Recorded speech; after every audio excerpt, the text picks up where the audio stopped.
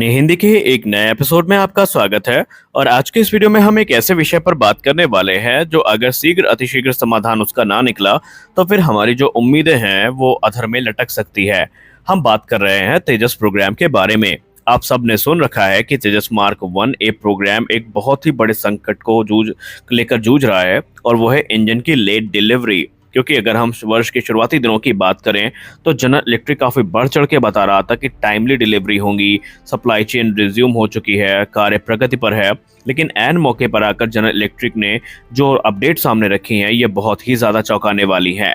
दरअसल हाल ही में भारतीय वायुसेना ने HAL से जो जवाब है वो मांगा था तेजस की डिलीवरी को लेकर के, तो वहां पर पता चला कि जो इंजन की डिलीवरी है जनरल इलेक्ट्रिक की तरफ से अभी शुरू ही नहीं करी गई है। बाद में जनरल इलेक्ट्रिक ये कहता है कि अक्टूबर से लेकर के या सितंबर से लेकर अक्टूबर के बीच में जो डिलीवरी है ये शुरू हो सकती है। उसके बाद से भारतीय वायुसेना लगातार जनरल इलेक्ट्रिक के साथ संपर्क में है और उनको इंसिस्ट कर रही है कि चीज़ें सब कुछ समय से हो, क्योंकि भारतीय वायुसेना इस समय डिले को अफोर्ड नहीं कर सकती। हालांकि इस चीज़ का प्रभाव पहले तेजस मार्क 1A पर नहीं पड़ेगा, लेकिन बाद के जो एयरक्राफ्ट है वो इसका प्रभाव झेल सकते हैं। एक चीज तो है, जब से ये विवाद सामने आया है लोगों के मन में एक रोष भी है, और इस समय डिबेट तो इसको लेकर के भी शुरू हो गई है कि अगर यही करना था तो हमें तेजस के लिए जो अल्टरनेट इंजन के ऑप्शन है वो देखने चाहिए थे। और लगातार एक इंजन का नाम बार बार लिया जा रहा है कि आखिरकार क्यों हमने तेजस में F404 के जगह RD-33 का इस्तेमाल क्यों नहीं किया, क्योंकि ये भारत को ऑफर भी किए जा रहे थे। अगर हम तेजस में इनका इस्तेमाल करते तो शायद ये दिन ना आता। लेकिन आपको बता दें कि RD-33 तेजस के लिए कभी भी कंपैटिबल था ही नहीं। हम ऐसा क्यों बोल रहे हैं थोड़ी देर में आपको पता चल जाएगा। दरअसल जाहिर सी बात है, रोष स्वाभाविक है, गुस्सा स्वाभाविक है, क्योंकि हम सब बहुत लंबे समय से इसका इंतजार कर रहे हैं कि तेजस की डिलीवरी शुरू होगी और भारतीय वायुसेना की ताकत में इजाफा होगा। लेकिन अगर हम इंजन स्वैपिंग की बात करें तो RD-33 निस्संदेह 1990 के दशक में कंसीडर जरूर किया गया था, लेकिन वो इनिशियल कंसिडरेशन थे। वो कंसिडरेशन तब था जब तक RD-33 का डिटेल्ड एनालिसिस नहीं किया गया और जो कंपैटिबिलिटी टेस्ट है ये नहीं किया गया। लेकिन जब सारी चीजें पूरी हुई तो क्या वाकई RD-33 तेजस के लिए एक सेंस बना रहा था? बिल्कुल भी नहीं। दरअसल RD-33 उस समय MiG-29A एयरक्राफ्ट में इस्तेमाल किया जा रहा था, और उस समय भले इस इंजन की काफ़ी ज़्यादा तारीफ की जा रही हो, लेकिन ये कभी भी तेजस के लिए एक सीरियस कंटेंडर था ही नहीं, क्योंकि इसकी एक वेल डॉक्यूमेंटेड हिस्ट्री है सेफ्टी इश्यूज़ को लेकर के। हमेशा ये सेफ्टी इश्यूज़ को लेकर जूझते रहे हैं। वहीं इसमें जो इनिशियल अर्ली डेज में ही जो इंजन फ्लेम आउट्स हैं उनका काफ़ी ज़्यादा केस देखने को मिला था। इसके अलावा जो इनका पुअर सर्विसबिलिटी रिकॉर्ड था ये भी कभी भी तेजस के पक्ष में बात नहीं कर रहा था, और ये सारी चीज़ें थी जिनको ध्यान में रख करके भारत ने इनको सेलेक्ट नहीं किया।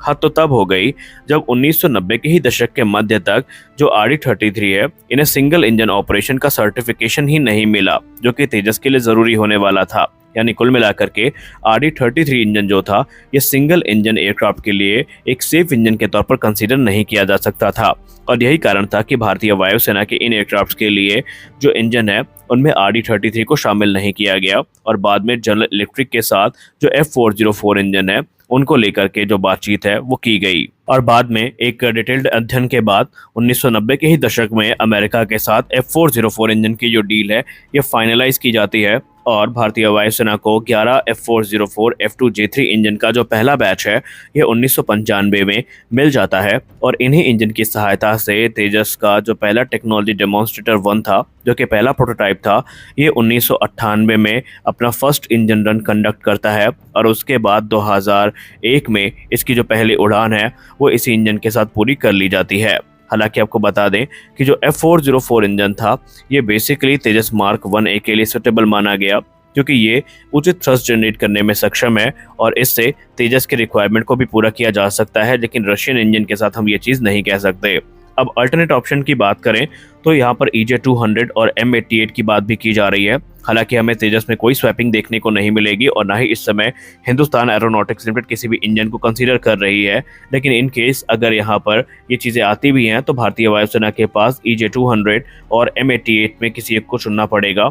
अब यहाँ पे दोनों में अगर हम मुख्य अंतर की बात करें, अगर हमें एक इजी मेंटेनेंस चाहिए और फ्यूल एफिशिएंट इंजन चाहिए तो हमारे लिए EJ-200 एक बेहतरीन ऑप्शन हो सकता है।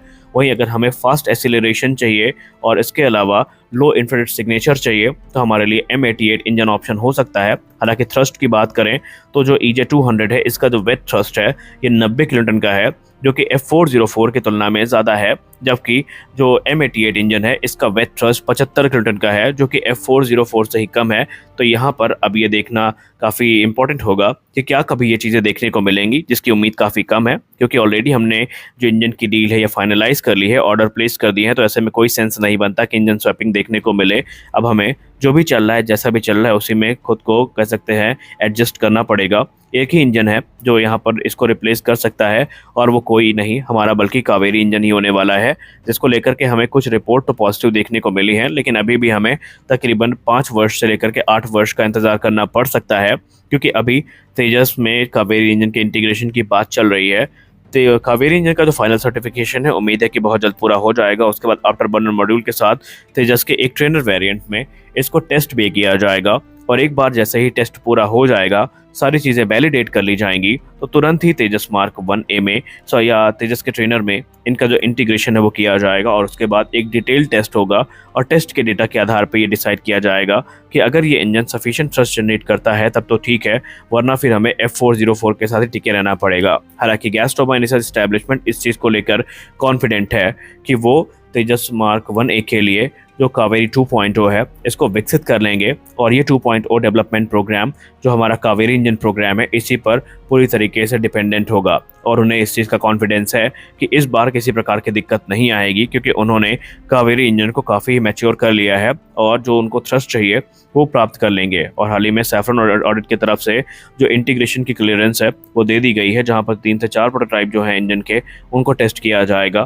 पहले ये ग्राउंड टेस्ट होगा, उसके बाद संभावित है कि हमें उड़ान भी देखने को मिल जाए, और उसके बाद एक युद्ध स्तर पे कावेरी 2.0 इंजन का जो डेवलपमेंट है वो हमें देखने को मिलने वाला है। तो यहाँ पर हम ये कह सकते हैं कि जनरल इलेक्ट्रिक के साथ जो भी विषय हैं हमें रिजॉल्व करने पड़ेंगे, क्योंकि तत्काल तौर पर हमारे पास कोई इंजन ऑप्शन उपलब्ध नहीं है। और अगर ऐसा हुआ भी तो आपको बता दें कि तेजस प्रोग्राम को F404 के ही हिसाब से डिज़ाइन किया गया है।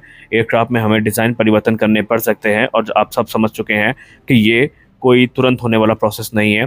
हम जिस चीज़ के लिए डर रहे हैं वो चीज़ें और हमें देखने को मिल सकती हैं, और वो होगा एक मेजर डिले।